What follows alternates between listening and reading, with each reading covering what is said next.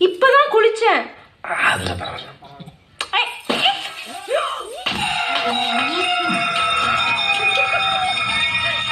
ஆடியா